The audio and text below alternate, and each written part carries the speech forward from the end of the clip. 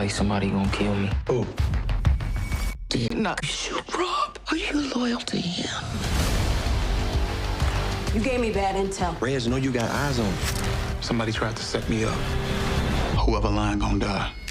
This is Reg's girlfriend. If you can help me get to her, I can get to Reg. It's too dangerous here. What are you talking about? I want y'all to leave Chicago. Promise me. The Shot.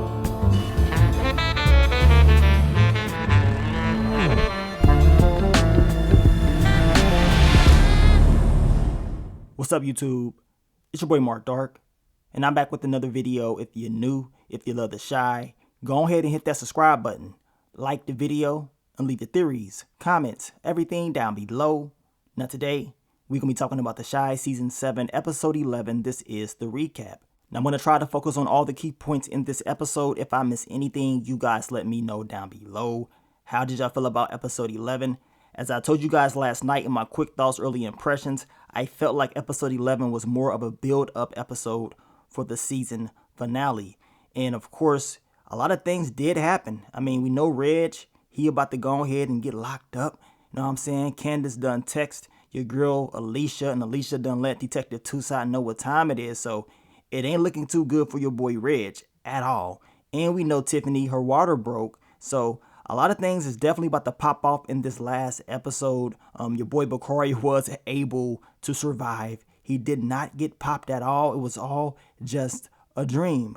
But I got a funny feeling in the finale episode, somebody may not make it.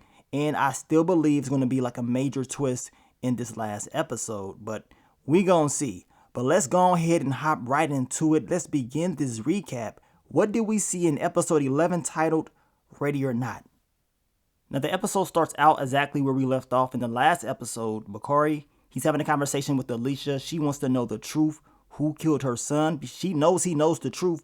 But guess what? Bakari did exactly what I thought he was going to do. He lied, talking about Zay did it. You know what I'm saying? Nuck picked me up and he told me that Zay did it and he's believing him and all that stuff. So we already know what time it is. Bakari, all he's doing is buying himself more time. He's loyal to Nuck. He said he's loyal to himself. But I guess he did what he had to do in order to, I guess, get away from Alicia. But we know this ain't over yet.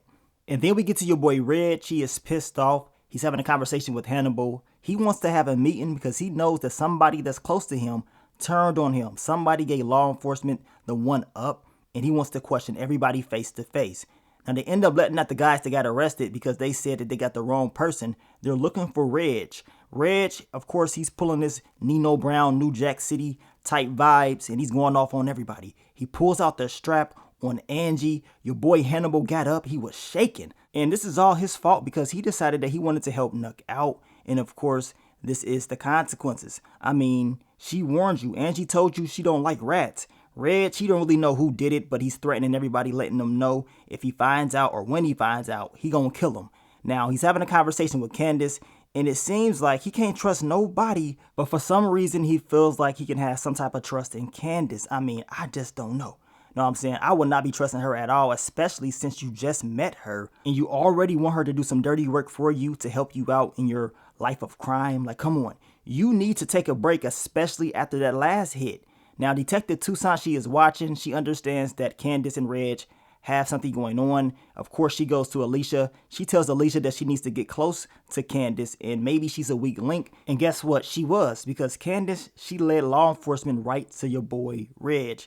We're going to see that in the next upcoming episode. Now, Alicia told Candace that her name is Terry or whatever, and that basically she can mentor her and to let her know if she needs help and if she's in some trouble because she knows she's messing with a street dude.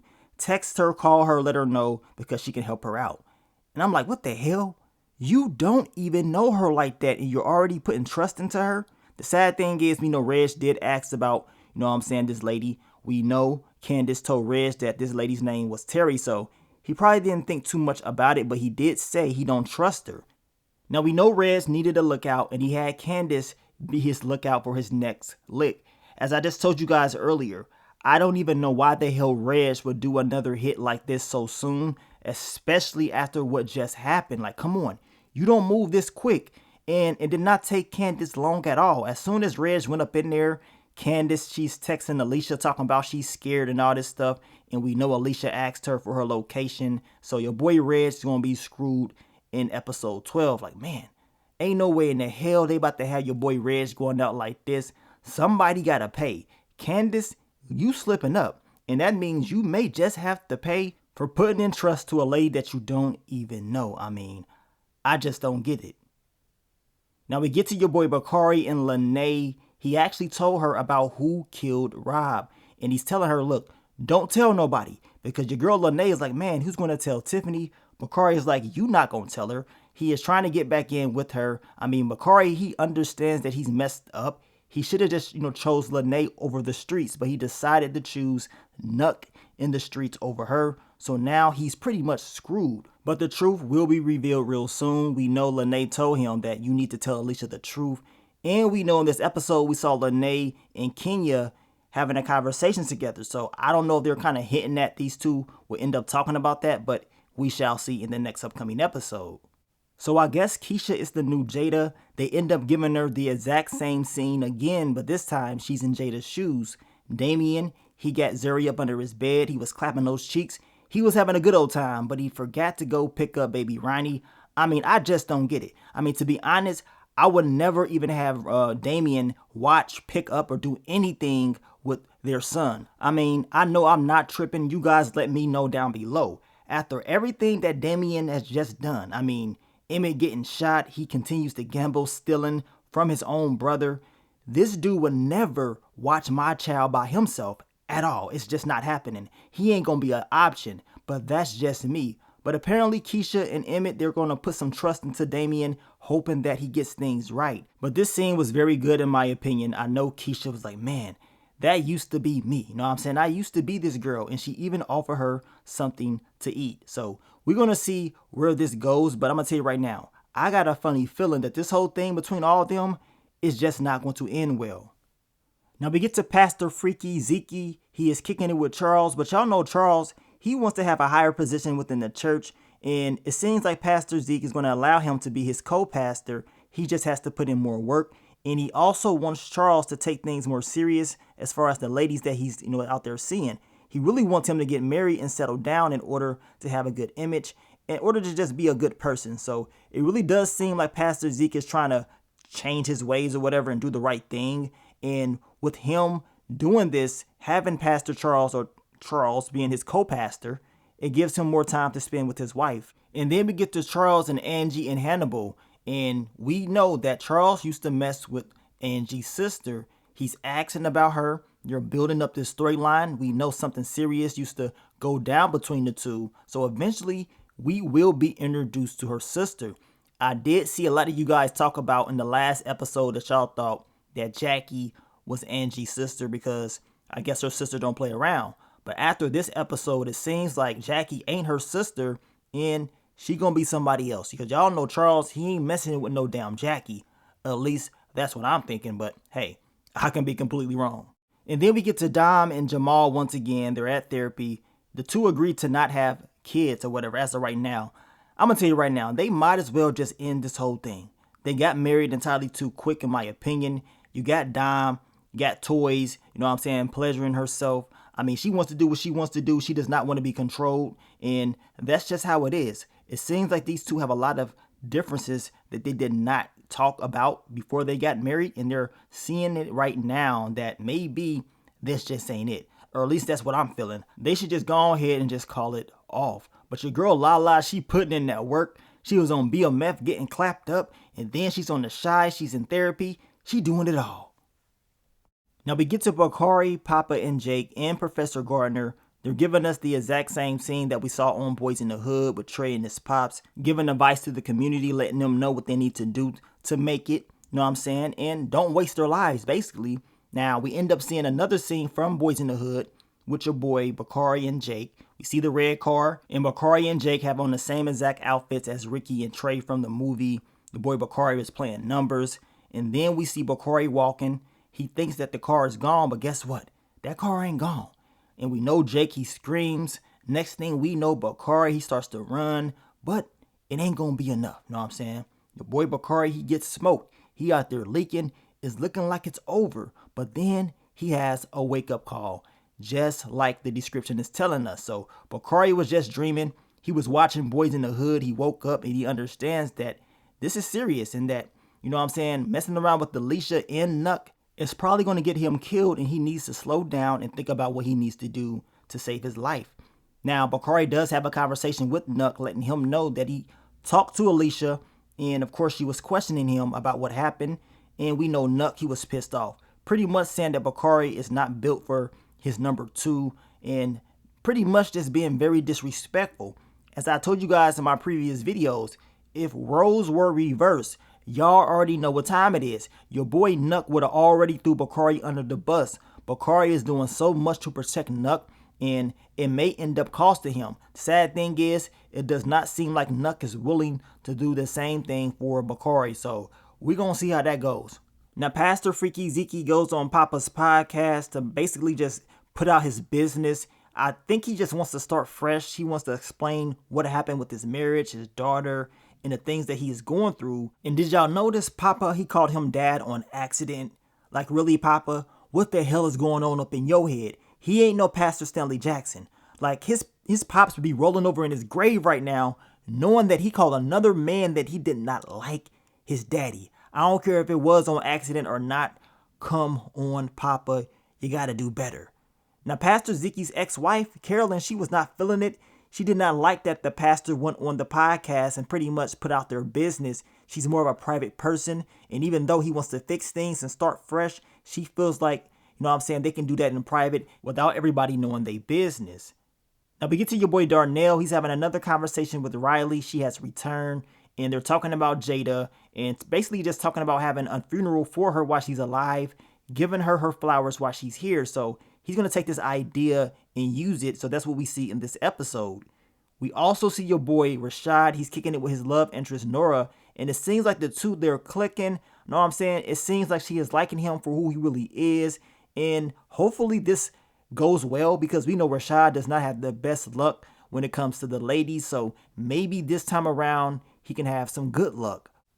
Now we get to Jada's celebration and your boy Suede, he pops up. I mean, y'all know he had to pop up. He really did love her, but everything was cool. Everybody was there showing their respect for Jada. It was very sad. Darnell gave some good words. Her friends, family gave good words. Emmett, he got up there. He choked up. He couldn't do it.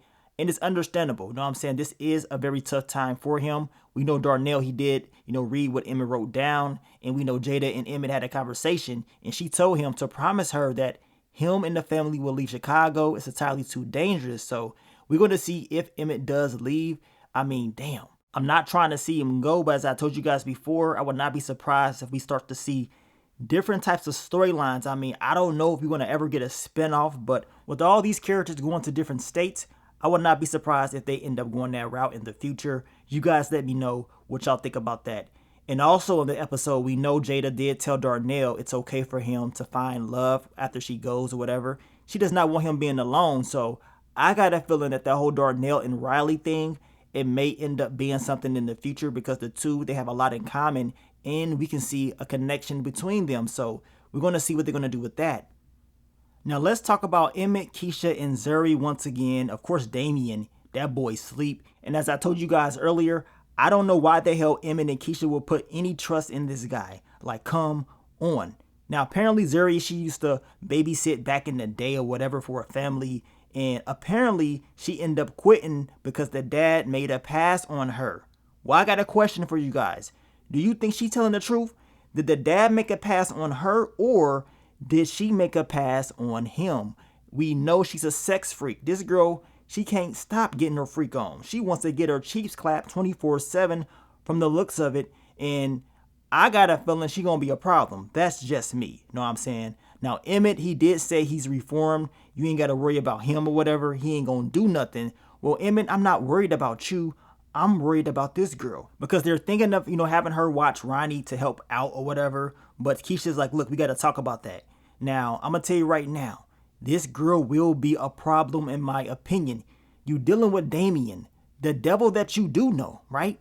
But guess what? Now you're going to be dealing with her, the devil that you don't know. You don't know this girl. The last thing that you need to be doing is allowing people up in your house, especially people you don't know for real. And trust and believe if Emmett and Keisha decide to keep her around, she gonna create some issues, especially if she makes a pass at Emmett or anybody else, especially if Emmett starts to drink. I mean, he better not be drinking and having her around. I don't want to see no more issues with Keisha and Emmett. I want Emmett to be good. We don't need this negativity, but I got a feeling she gonna bring it. But hey, you guys let me know what y'all think about that. Now let's talk about Victor and Tiffany. We know Victor, he was talking about the celebration that they had for Jada, and he was like, man, I hope people talk about me like that when I'm gone. And we heard your girl Tiffany, she said, me too. So they both agreed they want that same type of praise. But was that a sign that something is going to happen to Tiffany? Or was it a sign that something could happen to your boy Victor? We know her water broke and Victor told her that she's good.